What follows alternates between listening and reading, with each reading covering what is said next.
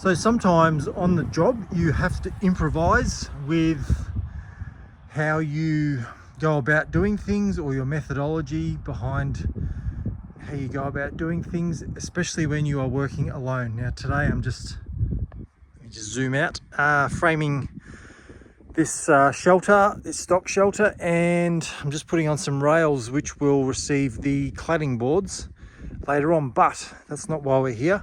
So what I'm doing is I'm just putting these rails on, and they are 6 meter treated pine rails, and I want to finish the rail at this end flush with the back of that post. So what I've done is I've only got 2 hands, and I need to be down one end, and these are quite heavy if you're trying to pick them up from one end, almost impossible. All I've done is I've put a batten screw underneath there to rest it on, and I just lift it up and put it on there. Then I can bring that end up, nail it off. But what I want to do is, as I said before, just drag it that way so it's flush with the back of the post.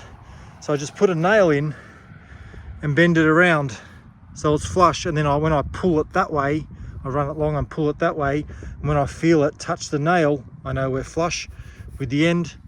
Nail it off that end, come and nail it off this end, and then get it nice and flat through the whole length of timber and nail that off too. So yeah, that's how I did it anyway.